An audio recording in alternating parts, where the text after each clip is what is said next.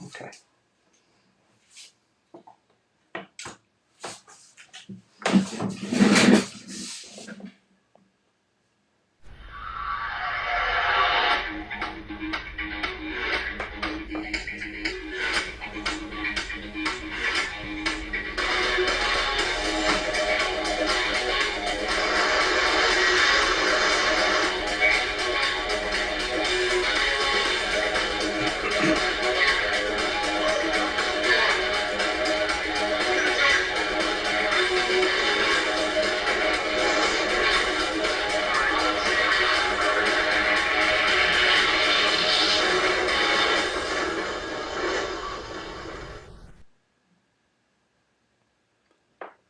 All right, good evening, everybody. Welcome to the 2025 Atlantic hurricane season. I'm Jim Williams, hurricanecity.com. I'll be with you for about an hour tonight. Last hurricane season was horrific for a lot of people. I mean, just in Western North Carolina, for example, I mean, the rivers rose 27 feet in just a matter of hours. And Hurricane Milton, which hit Florida, 126 tornado warnings. There was I think about over 30 tornadoes that caused a bunch of damage in southeast Florida and southwest Florida as well. And these were well removed from the center of the hurricane. Now, Hurricane City is based on coastal cities. So I don't want anybody to think I'm ignoring inland locations. So if you reference the Hurricane City database, it's basically drawing a line inland to your location and saying, well, I'm at risk as well. So everybody is equally at risk. It's just that when I go city by city in coastal zones, it allows me to do the math on the predictions and the database, etc., and figure out return rates in the whole 9 yards. So try to space the cities apart by about 50 miles so that can get even statistics all up and down the eastern seaboard, the Gulf of Mexico, and the Caribbean. So before I get started tonight, Hurricane City's been around. This is year 28. Amazing 28 years of providing hurricane information on the internet.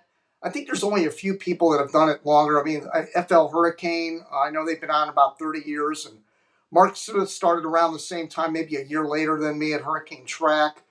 And there's been some other websites out there that have hung around as long as I have here with Hurricane City. But I don't think anybody has done the wide swath of information that I provided, such as the database, the predictions, the live shows, and the live intercepts from the areas where the hurricanes are hitting. So it's a lot involved with this. It takes a lot of time, but I do this as a hobby. I'm not a meteorologist. I don't pretend to be. I have an opinion like everybody else, but I try to keep it calm and not get everybody just completely ratcheted out of control every hurricane season. And there's people that make a living at this on the internet, scaring the living crap out of people every year with model runs that go out for 184 hours 384 hours rather. And, just showing hurricane runs in the Gulf of Mexico and up the East Coast that are 12, 13, 14 days out, which never come true. If anybody can ever point out a time where a 384-hour model has come true, let me know about it. And by the way, the comments are going to be open tonight. Let me see if I have them open here. Let's see. Comments are available. So if you want to chime in tonight, I will put your comments up on the board on the live feed here, and you can see your comments. I'm not going to post everything, but if I happen to see it, I'll be glad to post it up on the screen. But I wanted to go over the legacy of Hurricane City before we get into what could happen this hurricane season. And that is, 1997, I was on GeoCities and created what was called Jim's Hurricane Web at the time. And then I got my own domain in 1998 and started, getting my domain hosted on servers and doing it the real way. And I've always done it in plain HTML using no software programs. And now we have a brand new site that I'm going to show you in a little while if you haven't already been there. That's all GIS based and multimedia driven. And if you look at some of the sites, I'm going to early versions of Hurricane City from the late '90s and the early 2000s. It's hilarious. I mean, there is it's almost it's child. I mean, it's but what we knew back in those days with knowledge software, fetch systems and everything, it's completely different today than it was 20 years ago. Having a website on the internet, and some of this stuff is pretty laughable, but I'm going to show it to you. I'm going to go. The site's been revised about 15 times over the 28 years it's been online. So that's quite a bit of revisions, but there's been a lot of different logos, different tracking maps, and I'll get into that as I show you the images of Hurricane City using the Wayback Machine. It's a great tool to have. Anyway, before I get too far ahead, I do want to mention that this show tonight is sponsored by Gulf of Mexico. Okay, so it will be referred to as the Gulf of Mexico throughout the entire hurricane season, if I can help it.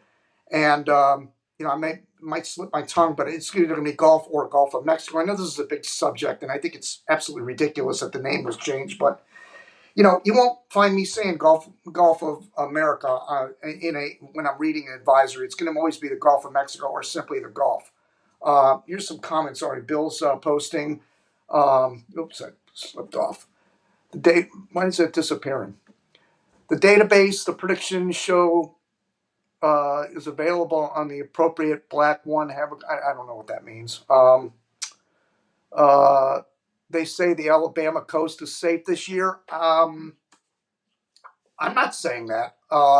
Actually, I do have Gulf Shores, Alabama, in my top 20 this year, and so it is at higher risk, statistically speaking. And I'll get to all that a little later in the show, but I wanted to go over some of these old website shots that I have here that are just hilarious, and then we'll get to the meat of the hurricane season coming up. So I appreciate that comment. Again, anybody wants to have a comment, the website and the Kane Talk Forum have been the best regarding hurricane information predictions. Thank you so much. All right, hot boys. Thank you for that. All right, let's get right to it. And here is Hurricane City in 1998. Okay. Now the tracking map doesn't show up, as you can see here. It's it's vacant because a lot of the images that were on the website in the early days are now gone because we've switched servers so many times. But back in those days, I had to draw these maps. I mean, that's how far we've come. I would have to draw the maps by hand. I'll show you some coming up here in a minute. But this was all hand done. I mean, there's the Hurricane Andrew wallpaper that I used to use. And of course, off to the left over here are the this list of webcams, news sources, emergency management, blah, blah, blah, which was the whole foundation of Hurricane City, was to feature a city that's in risk from hurricanes, either currently at risk or I'm thinking they could potentially be at risk, and then I would feature all the links that regard to that city. And then we'd have a link to the closest close-up of the storm, and everything down here in the yellow box was all real audio products. And these were some of our shows, our earlier shows, like me and Jeff Gammons in Hurricane George in Mississippi. We were live streaming, well, not live stream. Well, we did some live clips through real audio in its very early stages of live streaming on the internet. We were one of the first ones, if not the first, in hurricane coverage to provide real-time live broadcasting as hurricanes were hitting. And we did it back in those days in audio only. There was no live video. That's how far back this goes. And of course, we had our weather instruments online back then as well, just like as today. And we were covering Hurricane Mitch back in the day and all that. So then we forward to 1999. And let's see, October of 1999. And the site started to get a little bit better looking here. a little more polished. We still had the Hurricane Andrew background. There was the new logo, the Hurricane City, with live audio broadcasting, because again, there wasn't video. But look at the tracking map. That was all. We were drawing on this. Like I would draw like tracks on here. It was all done by hand, and it would be color coded based on the hurricane. And I would have to upload this after each advisory.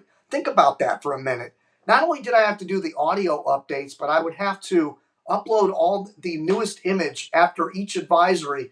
And keep in mind, at the time, I'm running a business at the same time, so I had to upload these maps as the data would come into the National Hurricane Center. So, and of course, there were all the links to the live radio stations and cams to the left, and the weather audio broadcast. And then I used to have a red flashing light down in the yellow box that would indicate that I was live, and people would have to download the real audio player to listen to the live broadcast.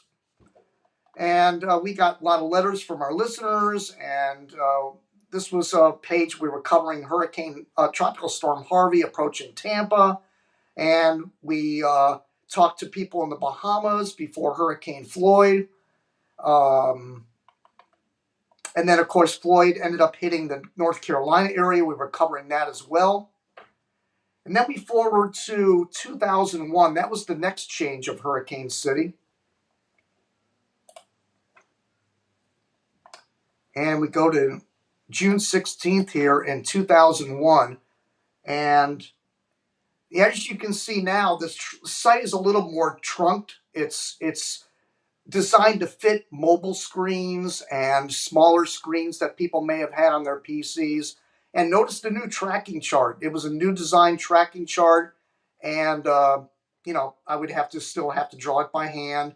And our sponsors at the time were Star Seal Florida and My Design Host, which is a company that I was trying to start doing web hosting and web design. And it never really took off, so I decided to ditch the idea. But that was my beginning of trying to get another company started, which never really happened. And again, nothing really changed as far as the audio. We had a live cam in the studio at that time that would take a picture every few minutes. And let's see, what were we covering at that time? Recap of Hurricane Keith. Let's see. There was I did a documentary on the tsunami that could potentially hit the United States from the Cumbre Viejo volcano. We were beginning to do the first run-in with Barometer Bob from HurricaneHollow.com, and we started doing the Weather Audio Broadcast Network and the Barometer Bob Show back in the day. This was our very beginning of getting together and doing this kind of thing. And that was, again, in 2001. Then we skip ahead to 2004.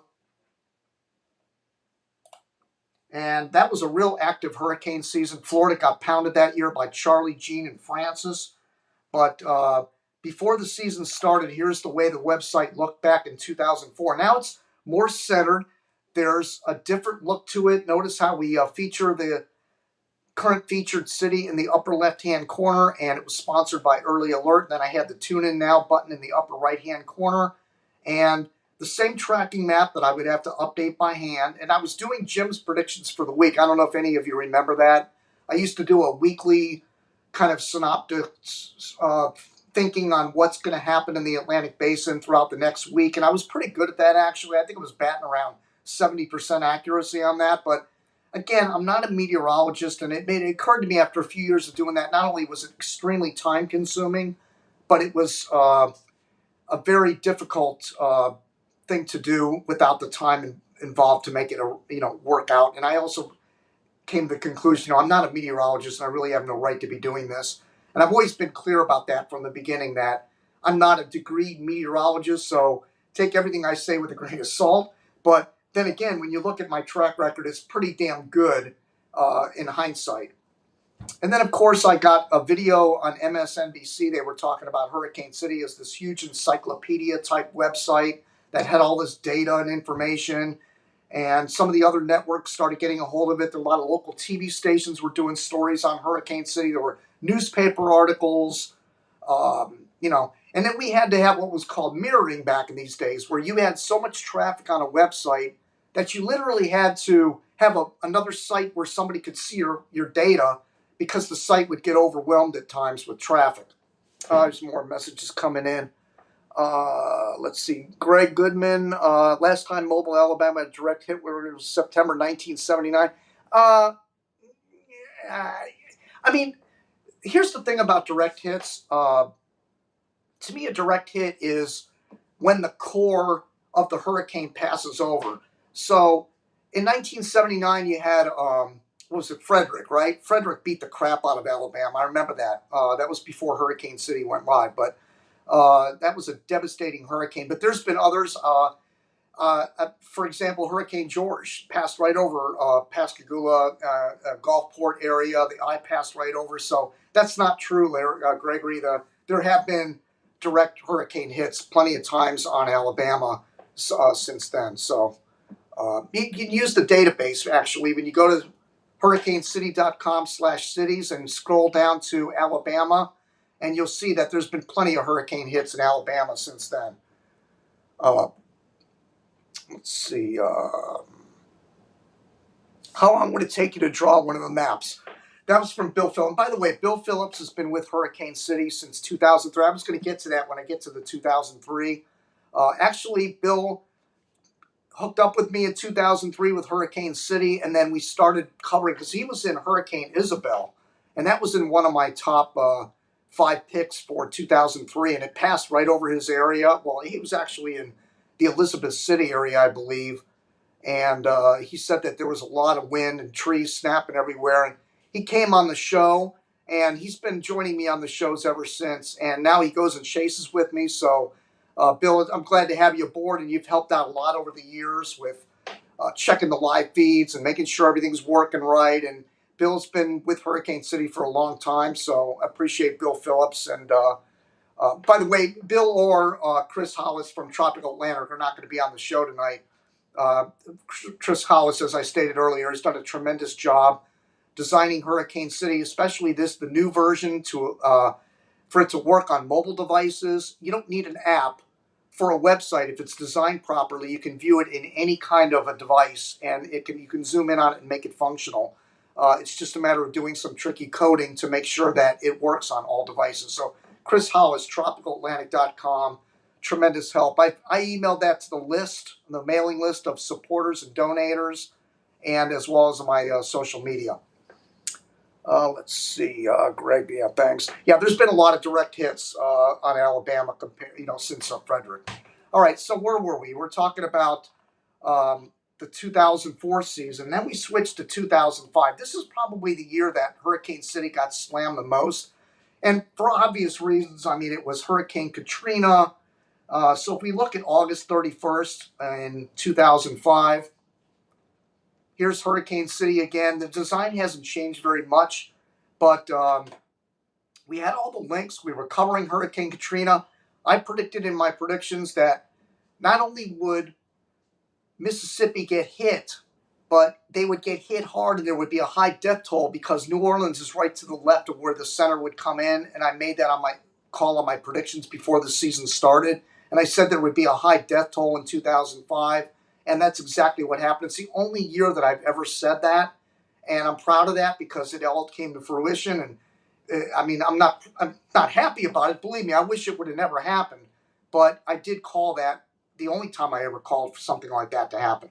So here's what was different on this tracking map. Notice down here, we would add the advisory time, the distance from the featured city, and the movement and all that information. I would have to update that after each advisory. And those maps would take, between updating the map and updating the data below the map manually, it would take me probably like 30 minutes. I mean, I got it to where maybe even down to 20 minutes in some cases. And then I even got to the point where I tried to do it from the road, but it's almost impossible doing it on a phone. Remember, this is in the early 2000s when we had antiquated phones, and I would use an FTP system to try to update Hurricane City. It was really just a tremendous amount of work compared to what it is today.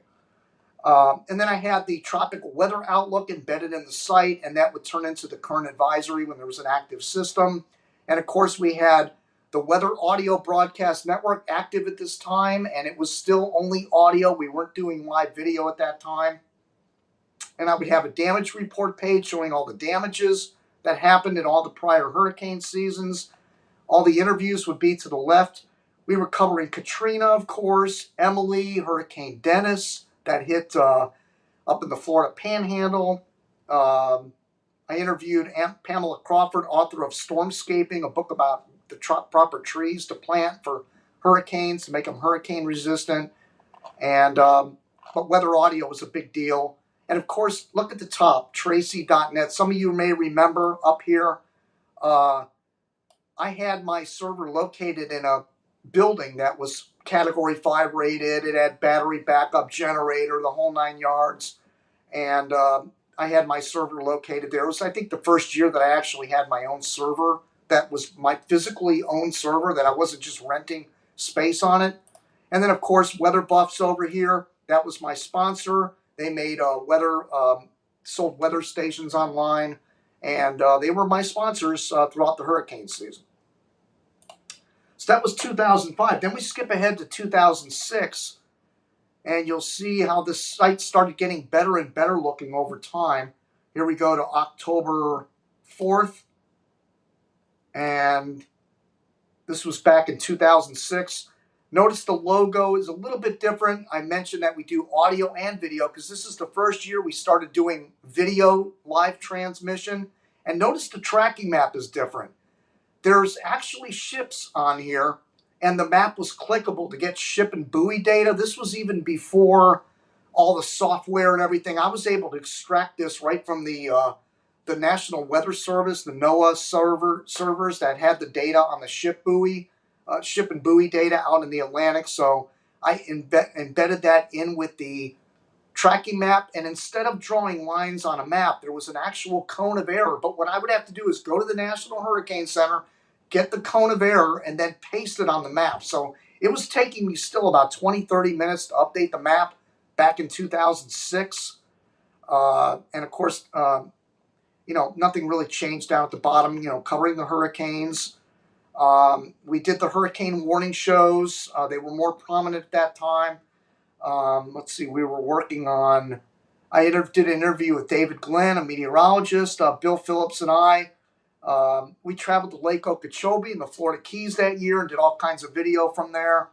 We were doing aftermath stuff from the French Quarter, and I did my hurricane blog. That was the beginning of my hurricane blogs down at the bottom, and blogs from other people such as Greg from Hurricaneville. He's been around a long time too. Greg Machos from Hurricaneville. He's got the data I posted on my social media a few days ago. He has data for every single state. And then Fred Furneaux from Hurricanes, Blizzards, Nor'easters.com. He's been around a really long time too, since the early days of Hurricane City. Anyway, these guys did blogs, and Rob Lightbone from Crown Weather. He's been around a long time too. So these were all guys that were around back in these days, and they're still around doing their stuff. So my hat's off to you guys for sticking it out. Let me forward to 2009, and we go to February 2nd. And here's a new look. There's a new logo. I had the Hurricane TV logo in the upper right-hand corner. And what was new this time is we had the land observation, ships and buoys, and storm-centered satellite, which was introduced to Hurricane City. By clicking it, it would show up on the map. The map is not viewable here because it was deleted.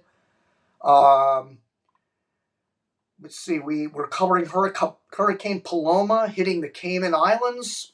Let's see, we were sponsored by Paragon Flight, which he did sponsor me for quite a few years until like the last 5 years. We haven't been in touch, but I'm hoping he's okay. I kind of lost track of him. I tried to contact him after the Hurricanes Ian and Charlie and stuff like that. It was really tough getting in touch with them over there, so we kind of just we weren't in touch anymore after that. AdCab Insurance, that was the company my wife worked for. They were sponsoring Hurricane City. We had our server at One Vault.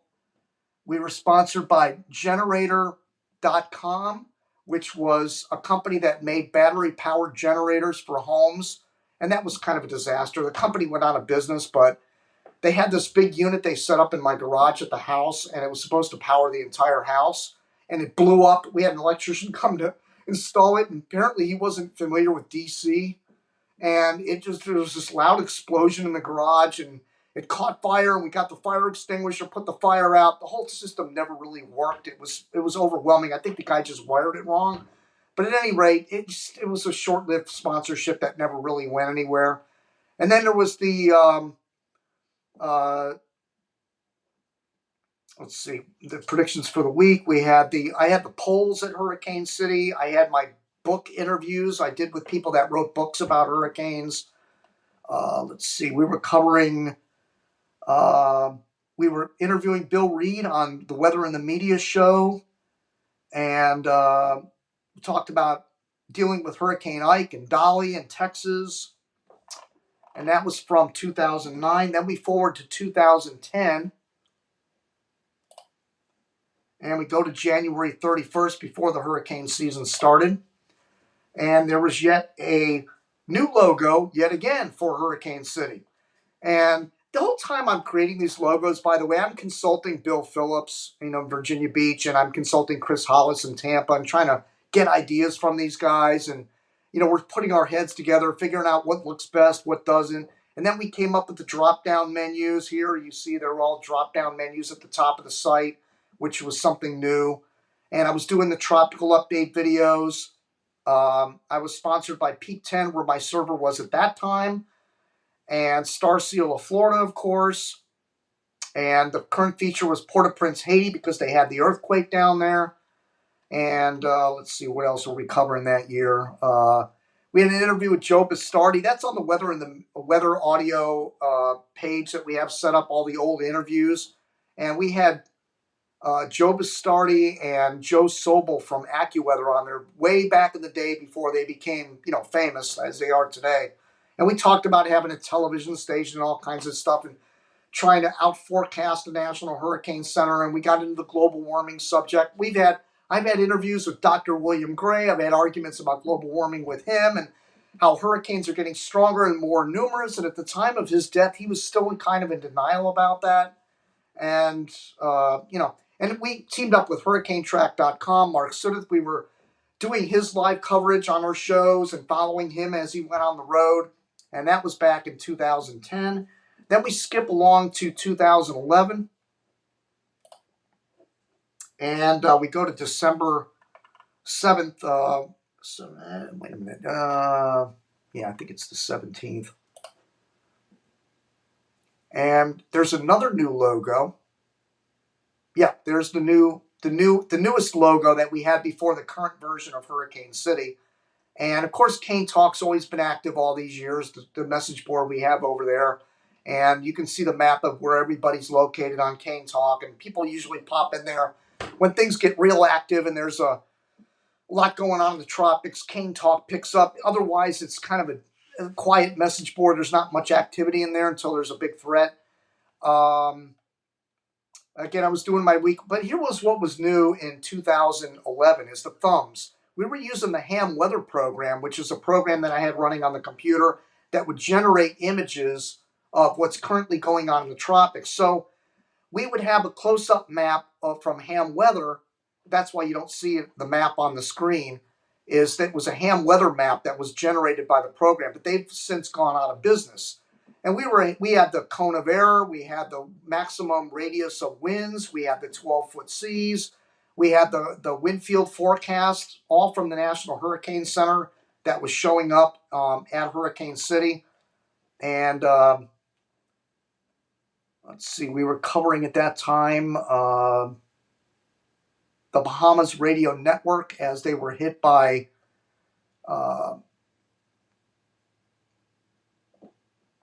I think this was from Irene in the Bahamas back in 2011. All right, then we forward to 2012. I'm almost done with this, folks. In 2012, we go into April before the hurricane season starts, and this was the next to the last design that we ever had for Hurricane City.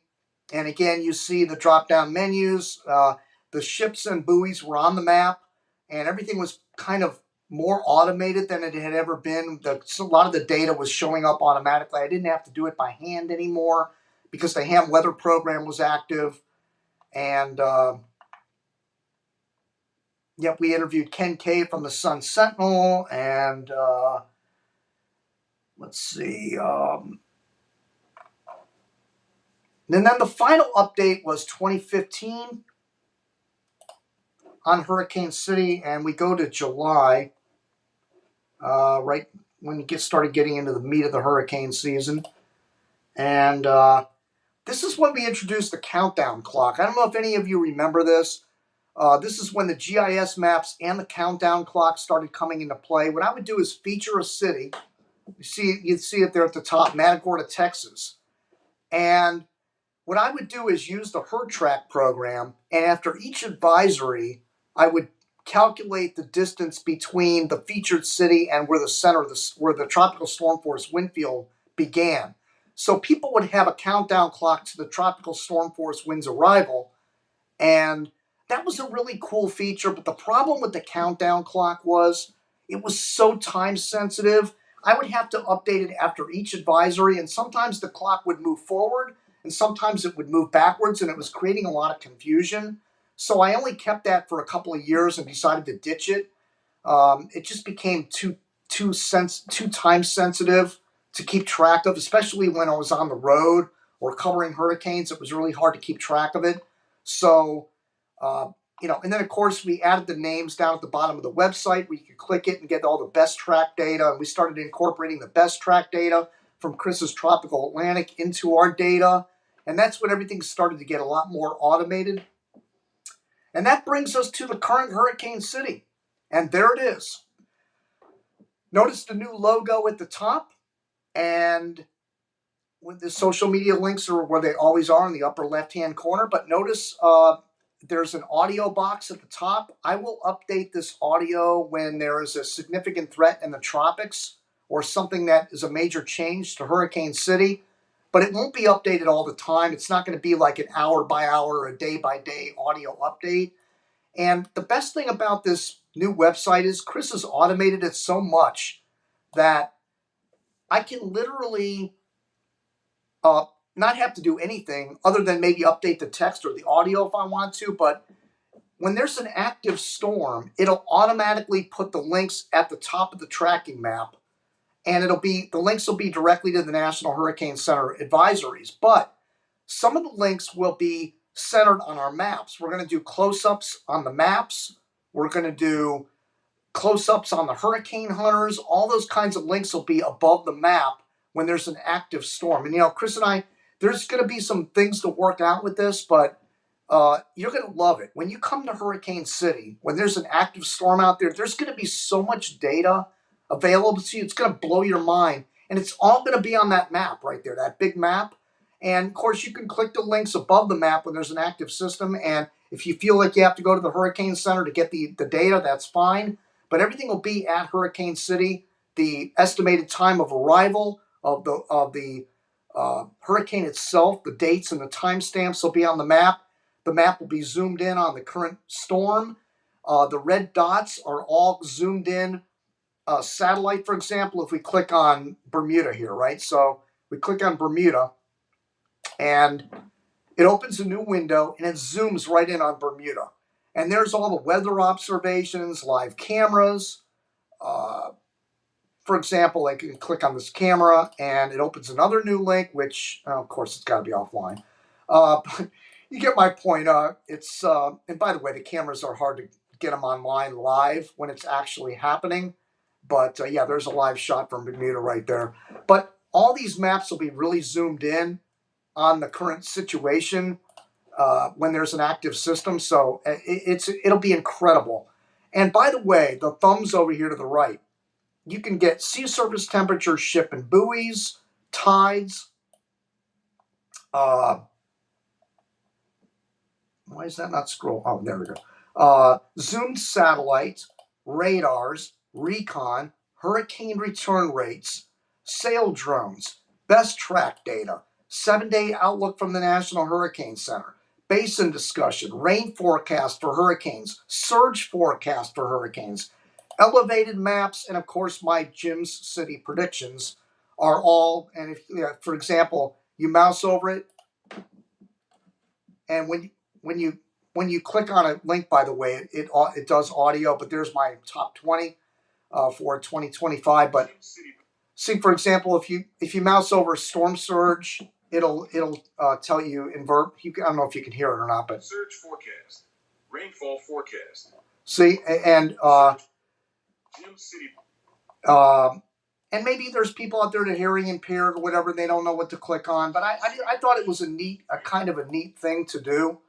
For example, like Hurricane Hunter reconnaissance. See, everything you need is right there, and it does it in audio. And of course, there's the names of the storms down at the bottom. And when you click those storms, it'll be active to the current best track data from the National Hurricane Center. And then you scroll further down the site, there's the last video on my YouTube channel and my Facebook feed as well, with my latest opinions on what's going on in the tropics. And if you need to learn how to prepare for a hurricane, there's important links down here right to the National Hurricane Center showing you how to prepare for hurricanes. And of course, up here in the upper right-hand corner, the live button up here is where you watch all of our live feeds when we're on the road covering hurricanes. And of course, you can get all the past seasons here. You can go back to any past season and find all the storms and the best track data. And some of these even have archives of the Hurricane Hunter. It has which models perform the best on certain storms. This is a huge, massive amount of data.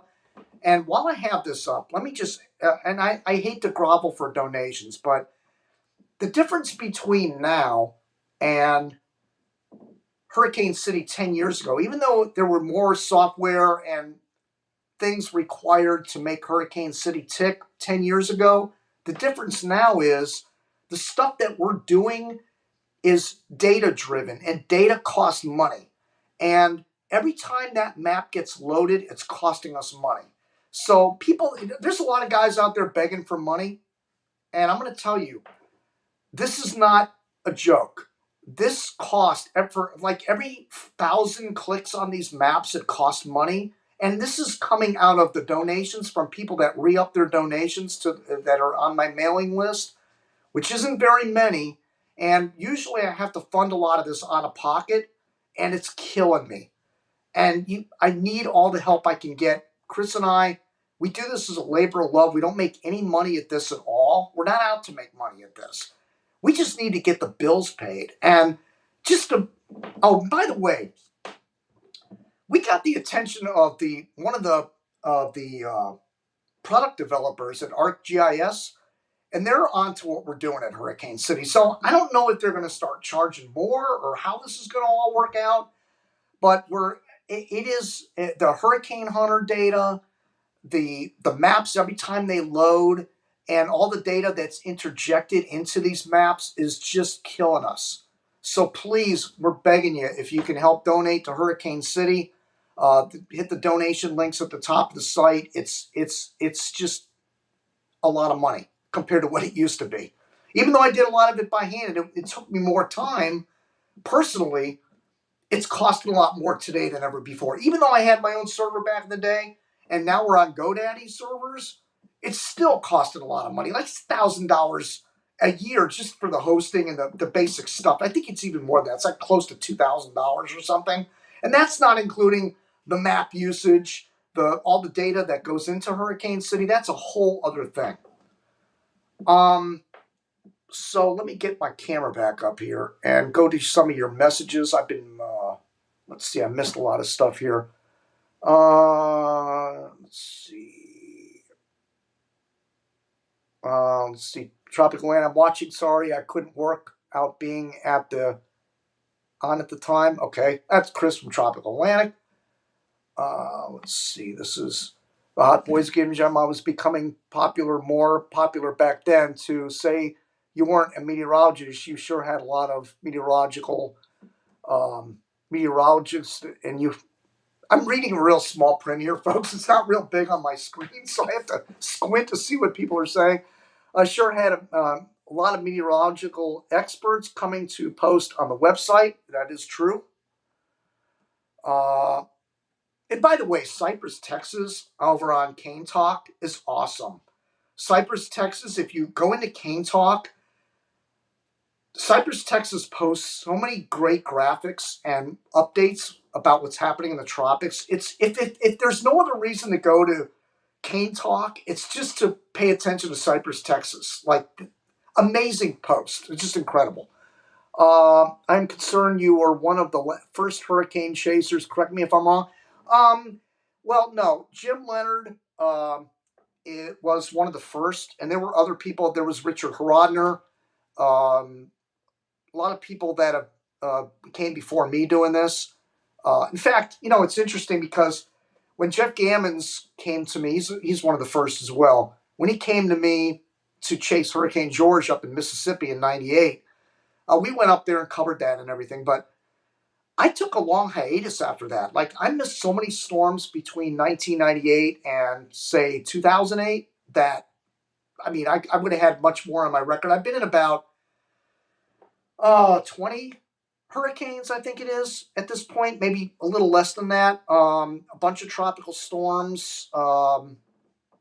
But I've missed a lot because I kind of was late to the game. I did the 1998, so you could technically say, yeah, I was one of the first, because way back then nobody was even doing live streaming or live coverage or anything like that. They were just out there filming with their cameras and being in the storm, and then they would later make a video and put it on the internet, sell it, or charge people to watch the videos. But now everything is live streaming, social media, so it's a whole different thing today. But why am I'm sweating profusely in here?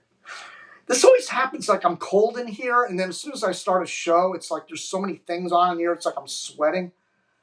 But I'm drinking sparkling water tonight. Mango flavor, my favorite.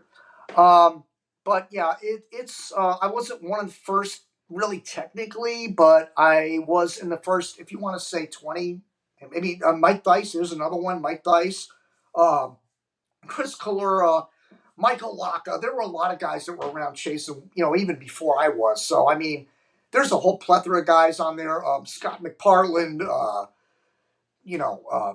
I mean, there's probably Dave Lewison. I mean, there's names I'm skipping over that. I mean, there's hundreds of guys that have been doing this, and a lot of them have been doing it longer than I have. So, but I do appreciate that. I am correct. You were one of the first. Oh, wait, I already did that one. Uh, the year you also got a $5,000. So yeah, that's right, Bill. I forgot to mention that. Let me put that back up there. So, Bill Phillips. Uh, there was one year at Tracy.net that we ran up so much bandwidth that they hit me with it was like an $8,000 bill. It wasn't 5,000. I think it was like 8,000 or something. And I went to the guy that runs the place and I said, listen, man, I mean, and that's when we agreed to the sponsorship, but I couldn't afford to pay that bill. And so I just said, listen, he waived it. But I was like, you've got to be kidding me. The bandwidth was through the roof in Hurricane City back in those days.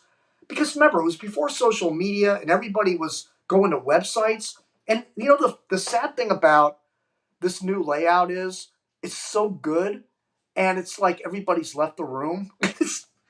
It's like everybody's on social media, like they're being spoon fed. Oh, here's the latest model run. Here's the latest here's the latest cone. Here's the latest. It's for lazy people. It's really what it is. It's being spoon fed.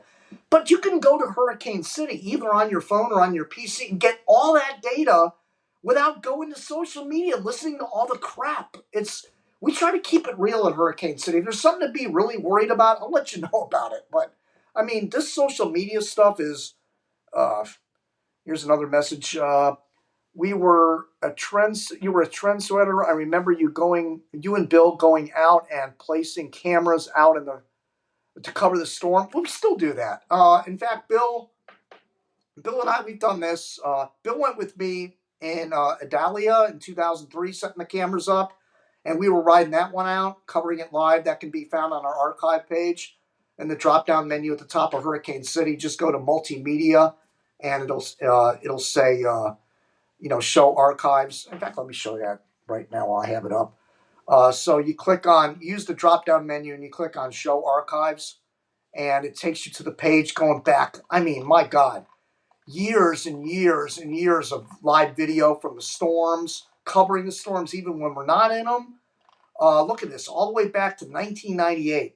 It's truly amazing. I think there's like 100 and something shows on this archive page from the front page of Hurricane City. Let me see. And we are set up this year. Let's see. Here's a new MYNN General. Irene is the last hurricane I can actually remember. Irene, okay. So that must, I don't know where you are, but probably New York, yeah. I mean, MYNN.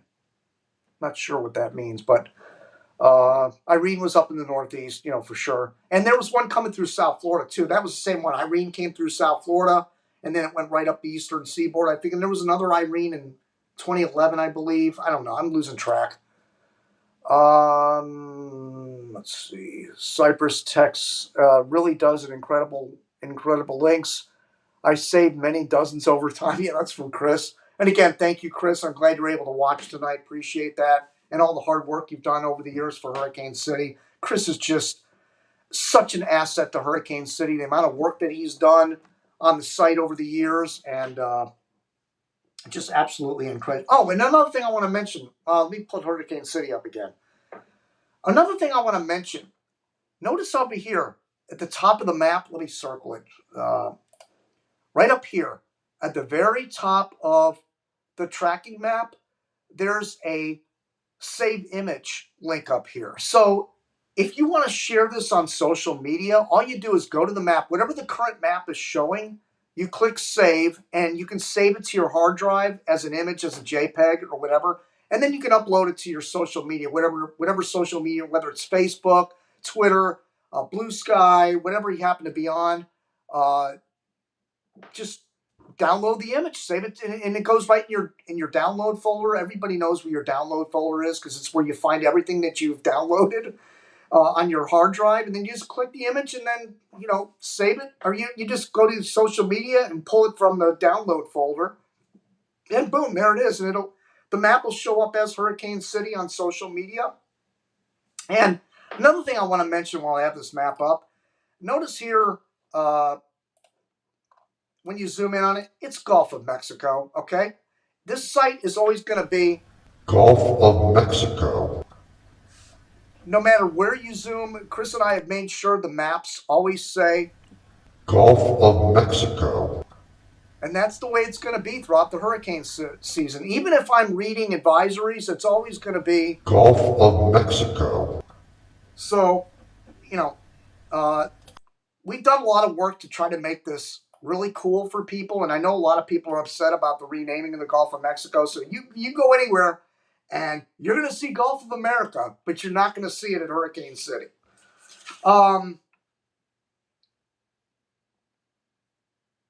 Let's see, what else did I want to talk about here? Okay, so let's get to the National Hurricane Center. So, here's the new products at the National Hurricane Center. I have this zoomed in at 175%. Let's go here. So the new map, they have the tropical storm watches, warnings, wind expected in certain areas. I really like this idea that they're doing at the National Hurricane Center, and the cone going out up to the 5-day advisory. But I really like the new layout with the enhanced areas that talk days in advance of what could happen. And I think this is really important because, again, I know Hurricane City focuses on cities along the coast, but these things go inland and they kill a lot of people, especially rainfall and everything. In fact, I have a graphic. Let me show you that here. This is from 2023, showing how many people hurricanes kill. Rain is the biggest killer, inland flooding. And again, I mentioned earlier in the show that in western North Carolina, some of those areas had a 27-foot water rise in a matter of hours. Think about that, folks. It's like a wall of water coming down the street and wiping out everything. And that's why so many people died from that water. It came up so fast. And in a lot of these storm surge scenarios, like in Katrina, the water comes up quick. And it's a matter of an hour. In some cases, I've heard it comes in a matter of minutes. So it really, but while looking at this map though, notice here, storm surge, 11% of the deaths. But down here, there's more deaths from wind. Believe it or not, 12% are from the straight line. That's not tornado winds, that's straight line wind. So there's 1% more deaths from wind than there is storm surge. And again, this is from NOAA, so it's reliable information. Of course, that might have changed after the 2024 season, but probably not, because most of the people that died in 2024 were from rain or surge, and I don't know how many people died from the wind last year, so it might be even with the wind and the storm surge. I'm not really sure about that, but it's. But anyway, back to the new things at the Hurricane Center. This is another great idea they came up with, and this is showing the riptide risk. And this is another killer in hurricanes that a lot of people don't think about, and that's the wave action that's well away from the hurricane. And so they're going to start doing that now. Rip current risks maps, which are going to be great, color-coded as high, moderate, or low, which I think is a tremendous idea. And let's see what else they have. I was thinking more about the maps, the new maps. But anyway, while I have let me go back to the front page of the National Hurricane Center. This is the one. There's a couple of beefs I have with the National. Let me get some of my messages are getting out of control here. Let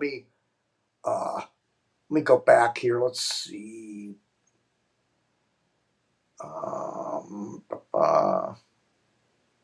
Oh, Chris says he's glad to help out. Again, excellent asset. Oh, here's Mark Davis from Batavia, Illinois. We went to the Hurricane Conference. I think it was back in, oh man, I don't even remember. It had to be back in the early 2000s or something. One of the hurricane conferences. I think it was the Florida Hurricane Conference. No, it was, it was the Florida Hurricane. I'm pretty sure it was the Florida Conference. And Bill Phillips was there as well, and we all got to meet. And Nancy Gibson, Weather Girl, was there, and we all attended the conference. And that was it might have been before Katrina. No, because I was at the national conference for Katrina in 2005, so it was probably the Florida conference. And they were down here. That's right, because we all ate at a restaurant in downtown Fort Lauderdale along the intercoastal, and they got to see the house and everything. So that was down here. I just can't remember what year that was.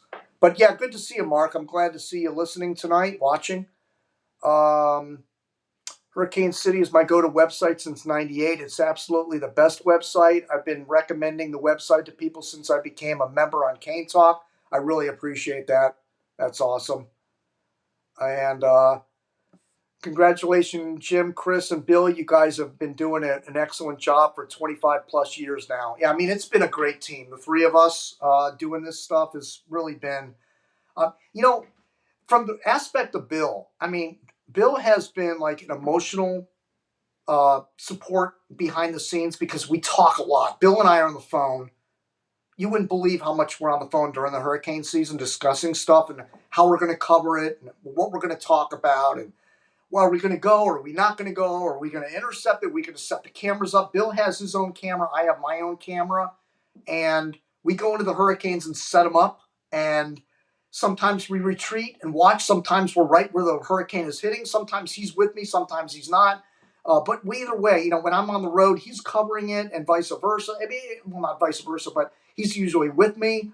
And then from Chris's perspective, Chris is the guy behind it. He's like the wizard behind the screen on the keyboard that's making everything happen. It's a truly amazing trio of the three of us putting all this stuff together because I'm doing the maps and all the editing and everything, and Chris is doing this making the site functional, and Bill is helping me to organize, and come up with the ideas and put everything together as far as coverage is concerned. So it's really the perfect trio of stuff that we do.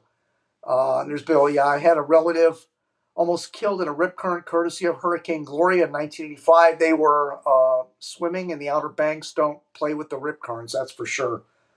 But why don't I have this map up of the Hurricane Center? The one beef I have with the National Hurricane Center is the maps, dude. I mean, can we get off the cartoon graphics? It's the one thing. I mean, we've graduated to the GIS, and I know the Hurricane Center uses GIS maps. I know they have the GIS maps because I see them at the National Hurricane Center when there's an active storm. But what I don't understand is why do they not make that the main map at the Hurricane Center? Because those maps are zoomable and you can get right down to street level and see your neighborhood. Well, not exactly street level, but you can get down to your city, right? And you can see where their population centers are. That's what my maps do. I get right down, and then when you zoom in on the Hurricane City map, it gives you the actual population amounts in all these zoomed in areas, including the Caribbean. I have some of those totals up there as well, I think. I don't know. I got to check that because we've done a lot of adjustments. But at least as far as the continental U.S., you zoom in down to city level, and it gives you the population centers county by county. And the Hurricane Center could incorporate those maps and make them downloadable for people on social media, television, everything. I think they need to graduate from these cartoon looking maps. I know they're simpler to look at, and there's a lot of people out there that maybe their head explodes when they have to look at too much data, and I get that, but the oversimplicity of it, though, is just like, can we just turn the page? We're in 2025, and it seems like they're always late to the table to make changes at the National Hurricane Center. And I know damn well they watch whatever the other people are doing and saying, and they pay attention to websites, they pay attention to social media. They're in tune, so they know that GIS is the future, and I think they really need to start incorporating it. The second beef I have with the National Hurricane Center is, let me get my camera up here, is data, right? Like, I'm in the hurricane and I'm recording wind speeds and I'm recording pressure. And what do? When they do their final report on the storm, it's Josh Morganman. Now, I love Josh Morganman. I like the job he does, but he's not the only game in town. There are other chasers out there getting wind data and pressure data, and they're reporting storm surge, and they're in the Hurricane Center. All they would have to do, and maybe they're short-staffed because of the cuts at NOAA. I don't know how that's going to work out this year, and I'm not happy about it. But they could have one person, maybe an intern or somebody, just monitor all the live feeds that are out there and all the guys that are producing data. Like when I get a wind gust, and I know my anemometers are right because I use them up against leaf blowers and a big billy goat blower, which blows at 164 miles an hour. And I know that anemometer is accurate. And we measure 164 or 60, I can't remember the wind speed we measured in Adalia. It was a split second. It was probably a mesovortis, but still, it's a wind gust nevertheless. And I know they go by the 1 minute average wind speed, which is fine, but there's so much that goes on in a 1 minute period. If you watch my live feeds and you see our anemometer, I put the digital screen up against the camera, and you can see that thing going from 50 to 100, 50, 100, 80, 90, 120, 130, back down to 60. It's crazy what the wind does. And the reason the wind is doing that is not only because of mesovortices, but because of the land friction of the wind accelerating between buildings, over trees, around corners. The wind does crazy stuff. In Hurricane Michael, when I was up in Callaway, the wind was incredible. It blew the light bar off the top of my truck. I mean, you know what the kind of force it takes to do something like that? And it broke the Lexan glass. These hurricanes cause tremendous amount of wind gusts that they don't report in the advisories. Like they'll say, okay, the hurricane's at 130, but you're going to have, most of the winds are going to be under 130, but occasionally you're going to get a wind gust of 160. And I think the Hurricane Center should report that. And I think that it should be more real-time data coming from storm chasers, from the National Hurricane Center, and I don't think they utilize the chasers enough. There's so much valuable data coming from the ground, and they're just ignoring it. I don't understand. I'll never understand the National Hurricane Center. When you're going to go through an entire storm, have very few observations other than from your Seaman buoys, which are data NOAA products. They're using the Seaman buoys, and they're using the WeatherNet networks, the Weather STEM and places like that, some of the universities, but they're completely ignoring the private guys that are out there with anemometers. I don't understand. I know Mike Dice measures it. He's told me he's measured 160 plenty of times. He puts his anemometer up in palm trees, his RM Youngs. I know there are guys out there measuring some really high wind gusts, with the way the wind accelerates between buildings and over trees and around stuff. And I know that they're missing a lot of data that they could be gathering. So I wish they would pay a little more attention to the chasers on the ground. All right. As you see on the screen, I'm scrolling my predictions, my top 20, and I did a video about my predictions. I don't know if any of you have seen it, but you go to my predictions page and all the links are there. But my predictions video states clearly how many named storms I expect, how many hurricanes, how many majors. I'm expecting 18 to 20, 12 hurricanes, 4 majors. So I do predict how many named storms there's going to be. But when you look at the comments on the video, it turns into stupidity. I mean, it's people talking about aerosols and chemtrails and all this stuff that has nothing to do with my predictions. My predictions are based on a mathematical formula that's been rather successful based on several criteria that allows me to figure out what areas are going to get tropical storm force winds. It doesn't necessarily tell you it's going to be a hurricane or a tropical storm.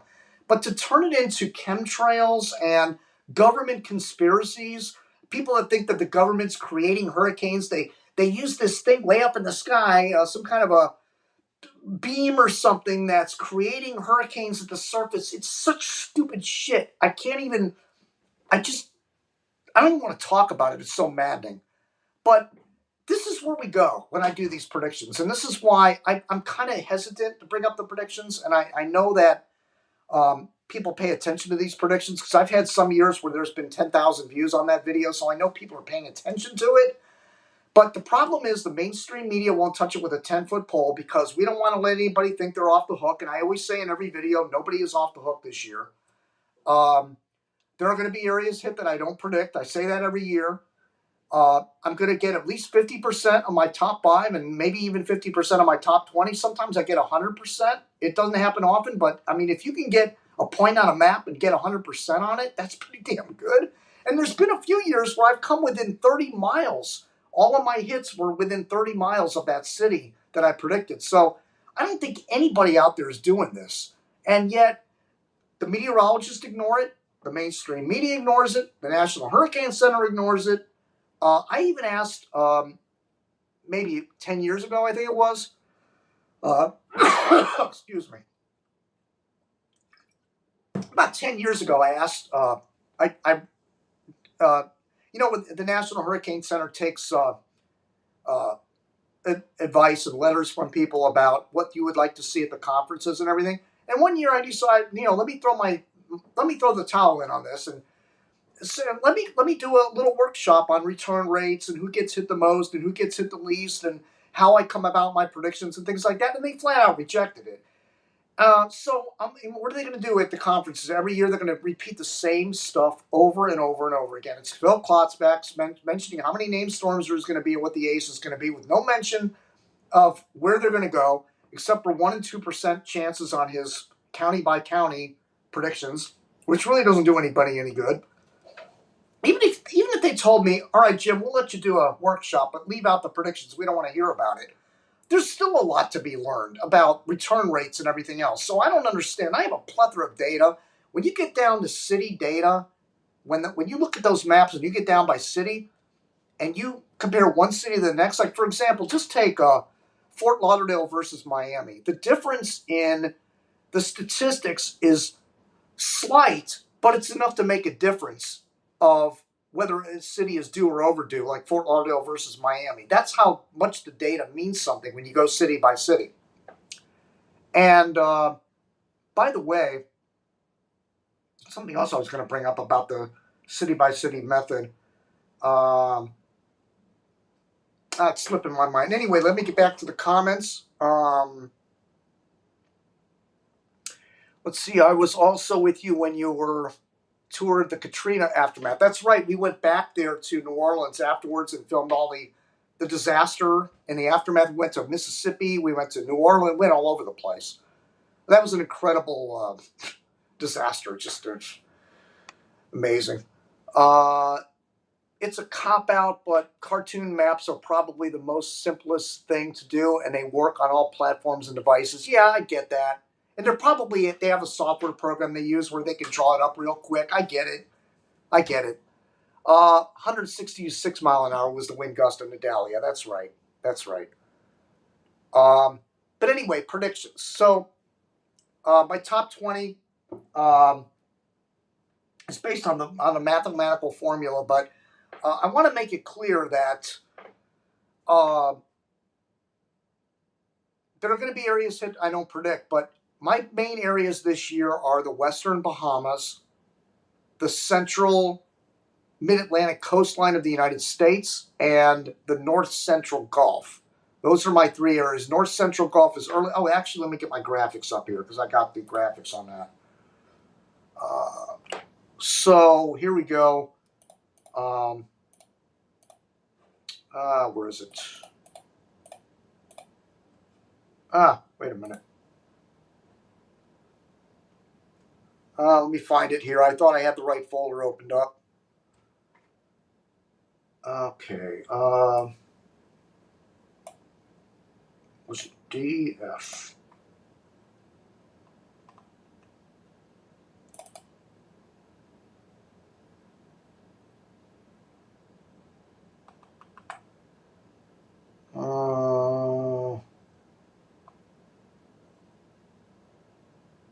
Predictions F.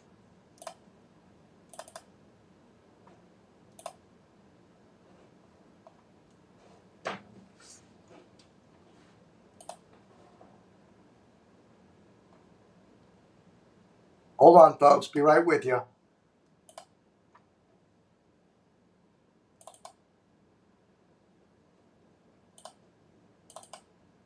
Okay, here we go. So here is my map of the high-risk area. Most of you have probably already seen this already, so I mean, I'm being redundant here, but I just wanted to show you that. Can I zoom in on this? No. What happened here? Oop. What happened to that? Okay.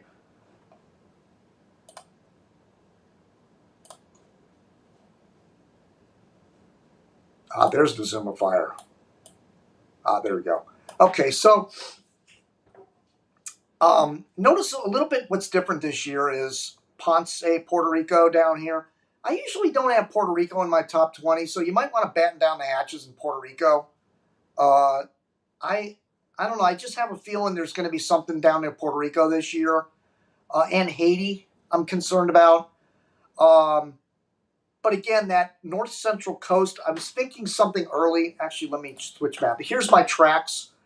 I like the idea of an early system coming up into the Gulf. And by the way, everybody's talking about this Gulf system. And let me just get this out of the way.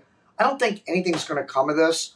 It's just one of those hunches. I don't know if, I can't say I'm going to be right at the end, but I see all the energy bundling up down there in the Central American Gyre, which is this area down here that rotates down here at the bottom of the map. And every now and then you'll get a spin up that'll come north out of there. But I don't see that this time. And if I do, it's going to be something like this. I don't really see something coming up like this. And the reason I'm saying that is if you look at too many lines on here. If you look at the runs over the past few days, it's been here, then it was here, then it was here, this over here, and now it's over in this direction somewhere.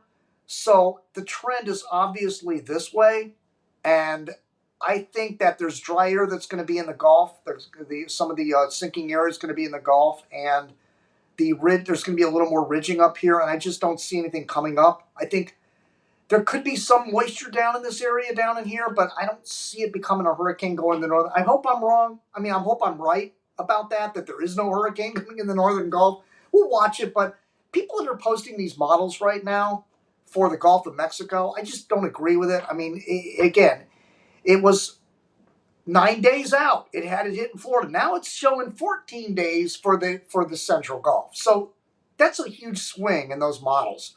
So I wouldn't pay too much attention to them. See more messages here. Let me get back to the camera because I can't see these messages.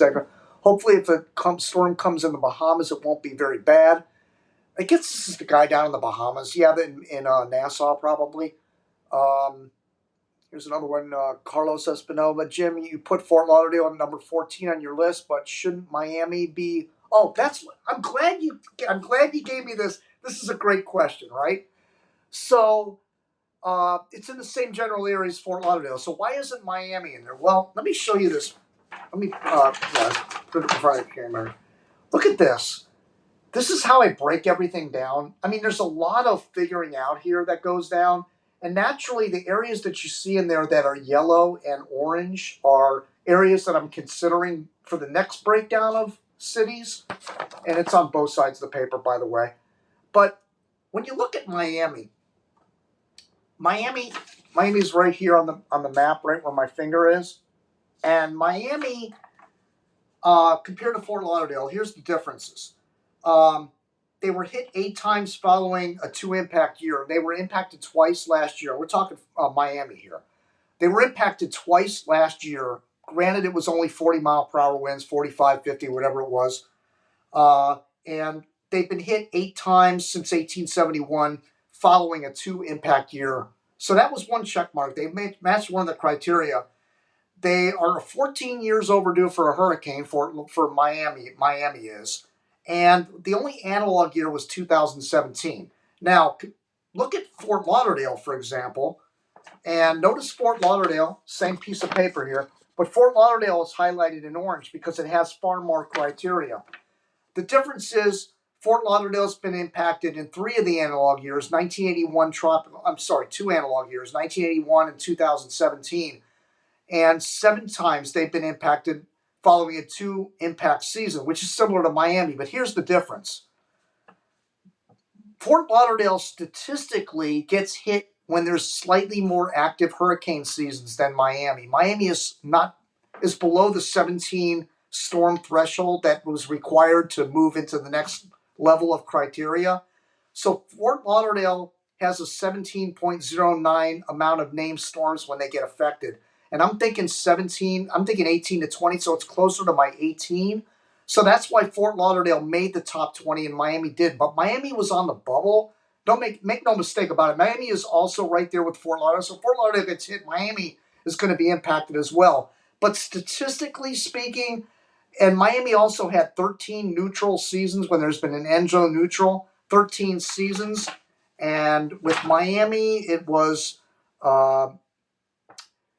Miami was about the same, but it still there was slightly more there with Fort Lauderdale than Miami, and that was the difference. And again, that's the difference I talked about of one city versus another. There could be one slight stat that's different that puts one city up over another in my statistics.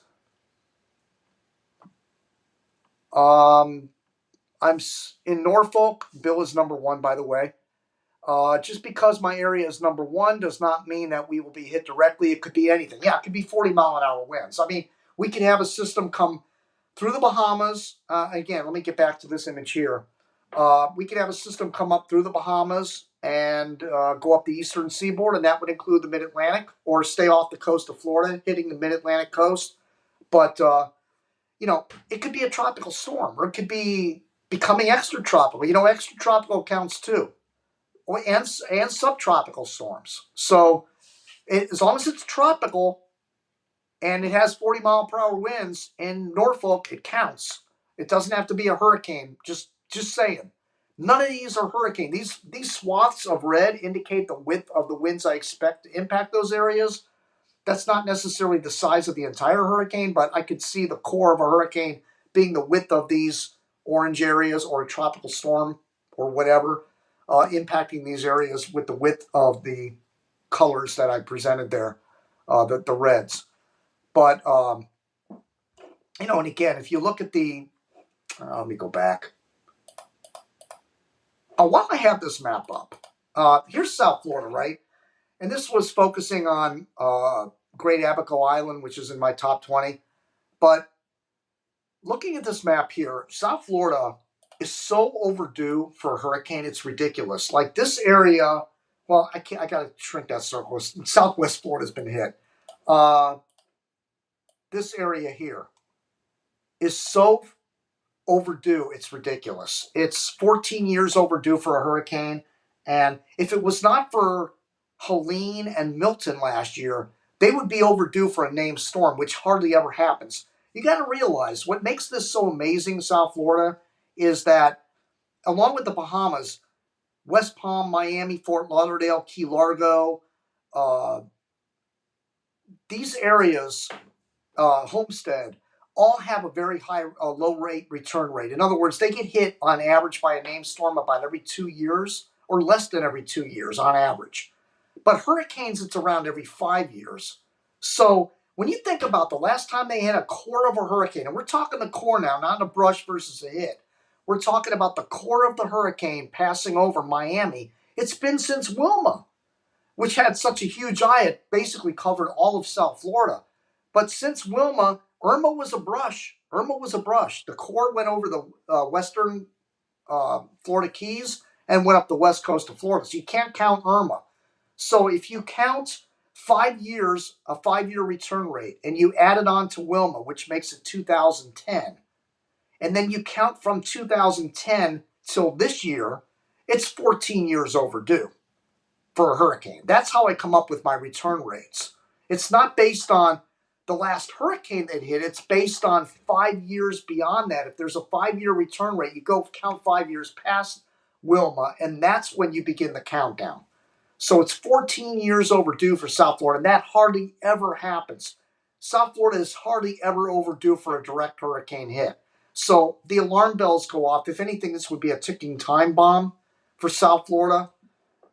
So that's a concern, going into this hurricane season. Like I said, the Bahamas, I know for certain something's going to come through here.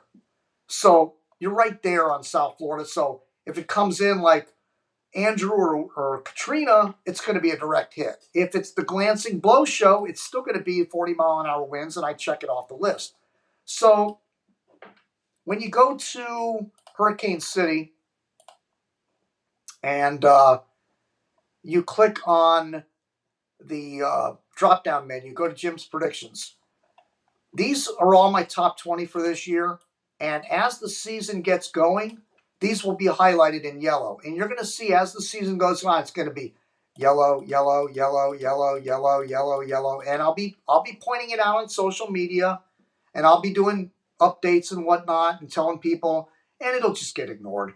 And then next year I'll go back and go, look, I hit all these cities, and people go, I don't understand really why it doesn't get more attention, but keep track of this page as the season progresses, and you'll see the yellow get checked off. Now, what'll make it interesting, and I got to wrap things up here because we're going well over an hour, but one thing to check on my predictions, right, is there will be years like 2013 and 14 where I got very few of my cities. It's the only time it's ever happened. 2013 and 14 were brutal on my predictions. But those are the only 2 years that were really bad. All the rest were good. So that's pretty good. 2 and 20 is what, 5% bad that I've done? And all the rest have been pretty damn good. And out of the good, there's been some really, really good years in there, like far more than there's been bad. So these predictions on a 1 to 10 are like a 6 or 7 on accuracy. So keep visiting this page as the season progresses. And, keep track, watch the video, spread it around, tell people about this, get the word out, because that's what helps me to get some traction on these predictions. But anyway, that's it. So here is the new Hurricane City. Play with it. Work out all the bells and whistles. Check it out when there's an active storm out there, folks. You're going to love this website. The big map. Look at that map. I mean, it's going to be so fun to track hurricanes this year. I'm going to wrap it up here. We'll be live covering hurricanes as they happen. Bill Phillips and I will either be in-house covering it or we'll be on the road. Of course, we'll be on the road if it's a U.S. strike, if it's a 2 or higher, more than likely. If it's in the Caribbean, all the majors we're going to cover for the Caribbean, trying to pull up webcams and observations and everything, and using the maps and the data that we have available. So that's it. Thank you all for watching this evening. We need the help badly. Please donate if you can. We appreciate it. And that's it. So I will see you on social media and here at Hurricane City. And again, our social media links, Jim Hurricane City on YouTube, and at Facebook, it's Jim Hurricane City. And the reason I differentiate those from just Jim or Hurricane City Jim is, unfortunately, when you Google my name, Jim Cantori from the Weather Channel comes up because he's in cities that are getting hit by hurricanes. And when you type in Hurricane City, Jim Cantori comes up. So I had to differentiate it on social media by putting Jim and Hurricane City in the same word so that you can find me on social media. A lot of people have lost me over the years. I lost my Facebook account because somebody accused me of copyright, which wasn't true. And I fixed it. And then even despite fixing it, I got kicked off YouTube and I had to establish another account. So I lost all my followers and I'm starting over again. So anyway, share my stuff on Facebook and YouTube. Let everybody know I'm out there and I'm still active and my health is good. I think things are looking bright at the moment with the skin cancer and the melanoma and the colon problems and blah blah blah. I don't even want to get into it. It was a horrific point in time, and that's one of the reasons I haven't done so many kickoff show in like 4 years or since 2001. So anyway, I'm glad to be back, and I'll be back throughout the hurricane season.